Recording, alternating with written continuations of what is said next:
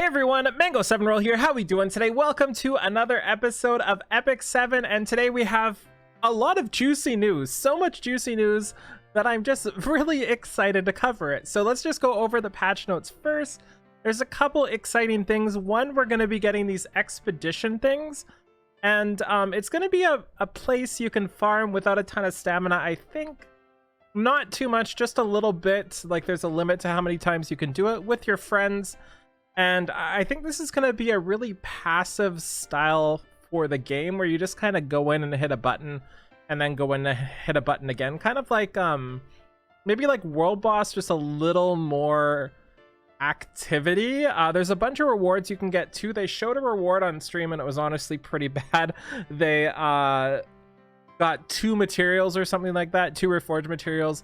A little bit underwhelming there, but it was the easiest difficulty. We have no idea how much the highest one will do. I would go over this, but you can read it yourself here, and it's one of those things we'll have to really see it and play to see how it works out. But basically you just work together, kill a boss together. That's basically just going to be an auto, like a Hall of Trials sort of thing that has the same sort of bar.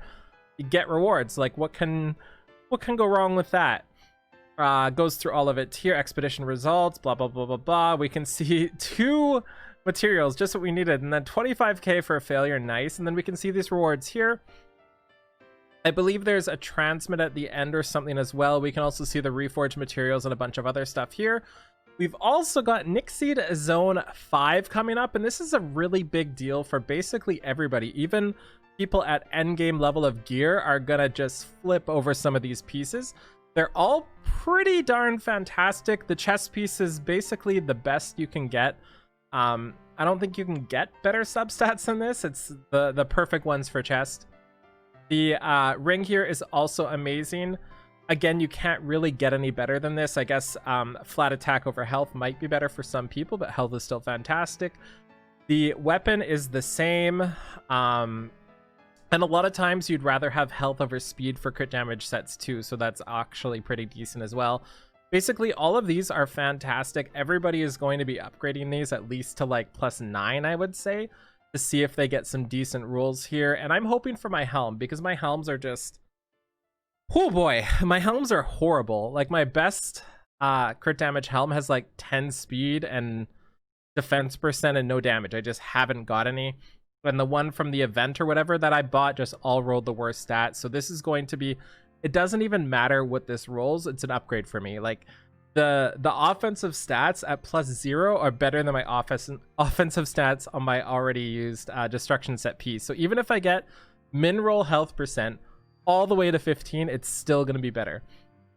We're also getting 2 new exclusive equipments. So let's look at Cowrix first, because I do have Cowrix open. No Araminta. They seem to be doing literally every fire hero imaginable except for Araminta. I don't know why, but that's what they're doing.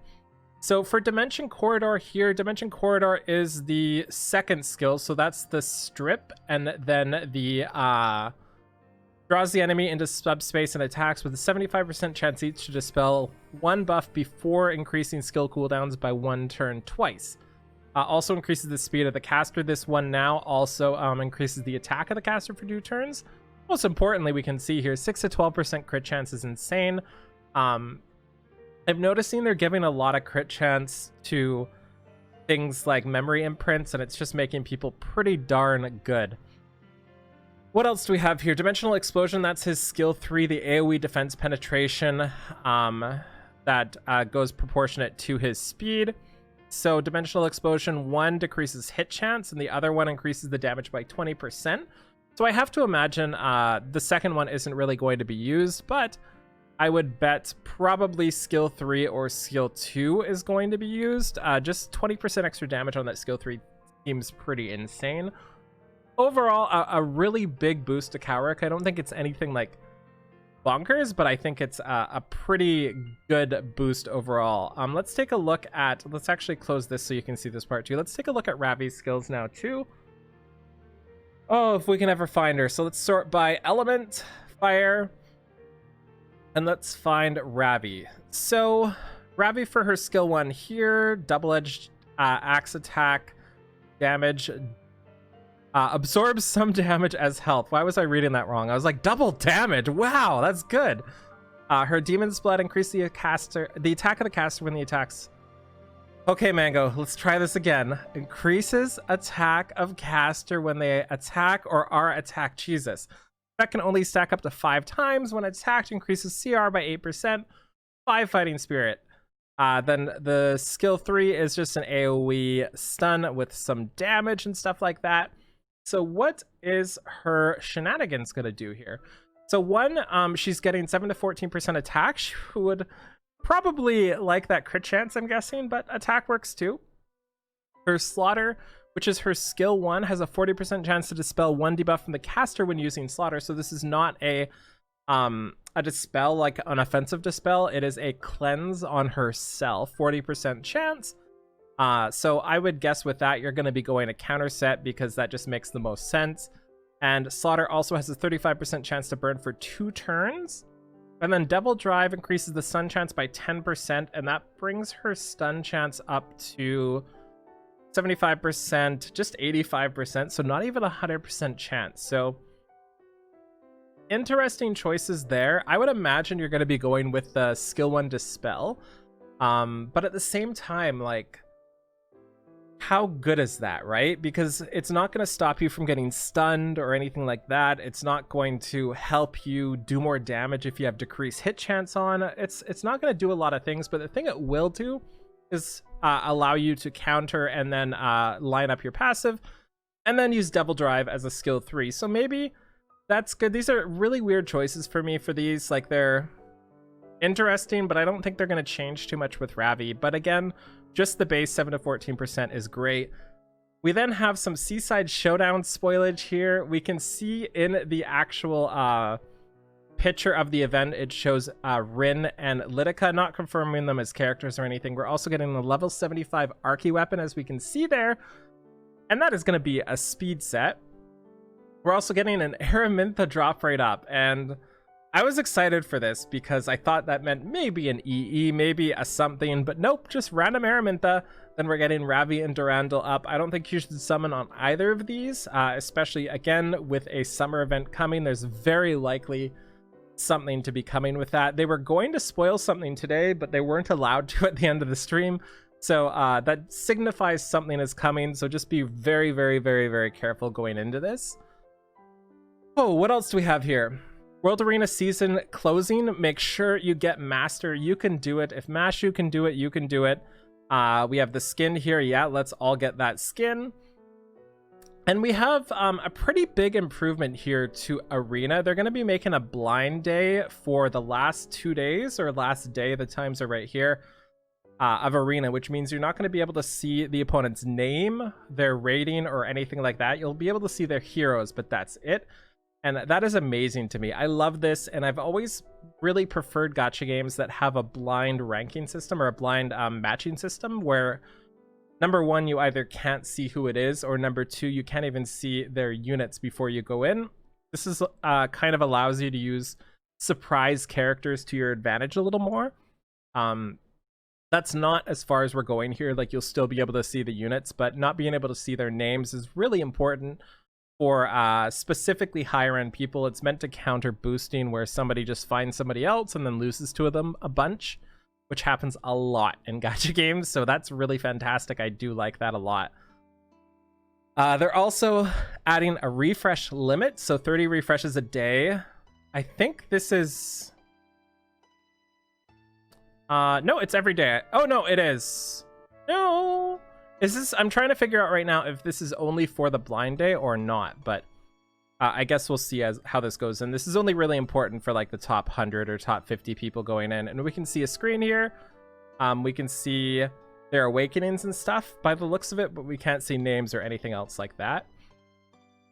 More stuff here, other improvements. The app icon will be changed from Angelica to C. Dominiel. Interesting.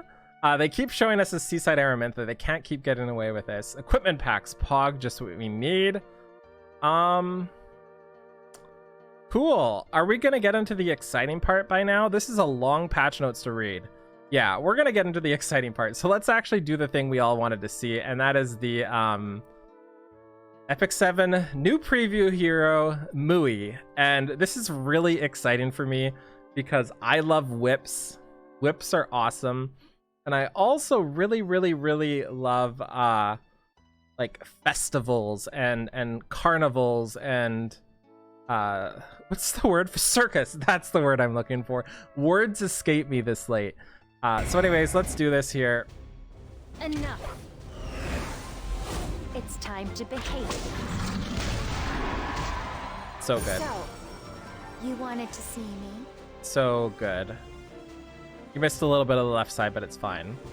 Monster Tamer, dreaming of her very own paradise. I also really like Monster Tamer, so she's literally got everything I like in one package. In Final Fantasy XI, I played a Beastmaster. In Ragnarok Online, when it came out, I played the whip class. I forget the name, Dancer probably. I really like this style of character. I'm a little confused that she's a warrior. That's a little upsetting. I'm also a little sad that she's an earth warrior on top of that.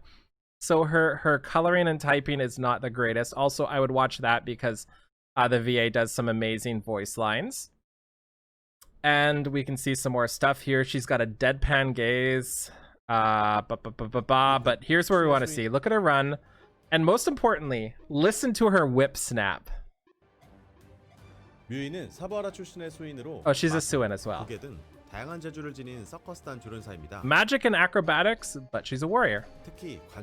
I'm not salty. Listen to it crack. They're not playing the sound. Okay, I'm so upset with them right now.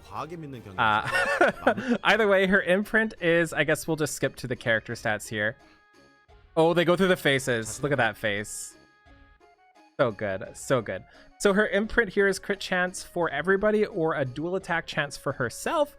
Decent attack, not too high, 1.5k or 1.05k, I should say. 5300 HP on the low side, 115 speed, pretty happy about that. 27% crit chance, so she does have a boost in her awakening, 18% effectiveness, same thing there. Overall, pretty decent stats. 115 speed is nothing to be scoffed at.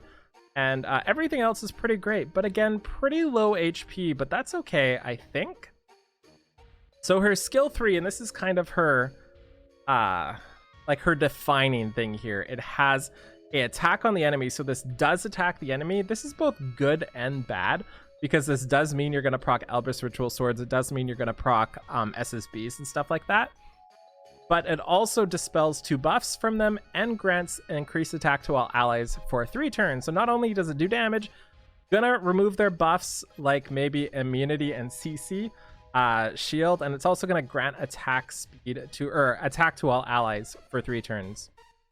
What else do we have here? And they're gonna show the sound now. And listen to the whip crack. You know, that's my favorite part. Same with Bellona, she has the fan sound.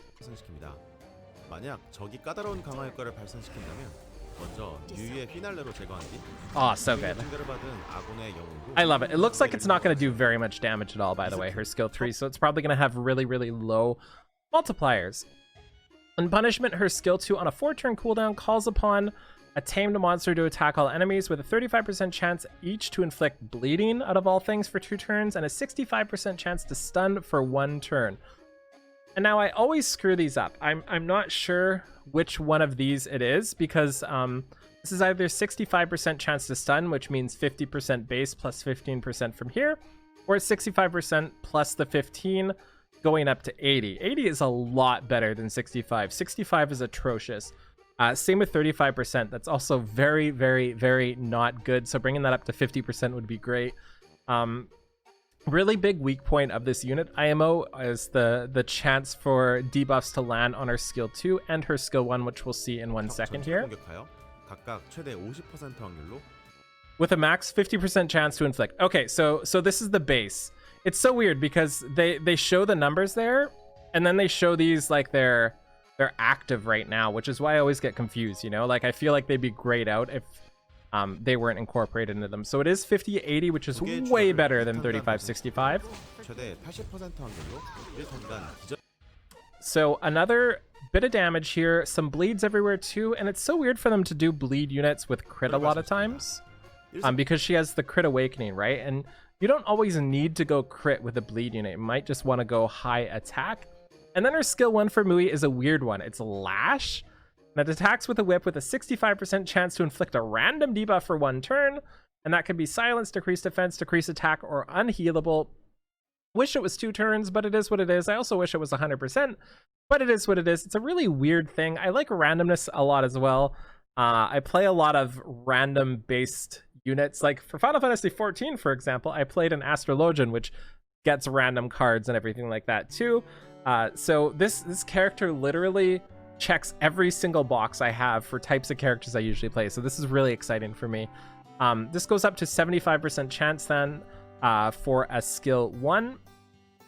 Pretty interesting. And again, just with her regular animation, she does a whip crack, which is just the best. I love it so much. And I think that's it with her. Her artifact is her pose too. Dear Lord, that pose. So her artifact is interesting. I feel like it would be better on another character type, like a thief maybe, or a ranger. But it is okay. Not the greatest. Warriors just have so many good artifacts, but 50% effectiveness at the start of battle, 5% down. And again, nobody's really going to have that 50%. You're probably going to be sitting somewhere in the middle there. And one more thing I want to show you is her sitting in the tavern, because she's obviously got some jiggle physics. There you go. Yeah, zoom in. Okay, so that is the most of it, except for one more thing. One more thing. Yeah, we have one more thing. We have one more thing to show you. Let's go back to this. And this is gonna make a lot of people happy here. Where is it? Where is it? Where is it? Wow, is there no picture? Did nobody post a picture? I am super oh, there's one. Okay, there we go. So here is the new side story art. We have a Euphine up in the front with little heart tattoos, question mark. We have a Katie's right there. We have a Momo. We have the whole squad. We have Clarissa in the back. No dudes, which is kind of funny. And Angelica over there, I'm assuming. So there's a good chance one of these, most likely Euphine, is going to be the summer limited unit. Maybe some of these are just going to be skins, but I would expect one of them, and they're probably going to put the one right up in front being the actual unit. So definitely be wary of your spending, because you never know what's coming very soon. I'm personally going all in for Mui because I love her design, and I hope I'll have enough for whatever comes next, but fully go into this prepared, knowing that there should be a limited summer unit coming, and there should be a Skystone Epic Pack coming as well, and Mui is not limited, so keep that in mind too. So I think that's all for now. Lots of stuff, pretty excited, and I'm just really excited, and I hope I get lucky with Mui. So thank you so much for watching. Feel free to like, comment, subscribe as always, and I'll talk to you later. Bye, everybody.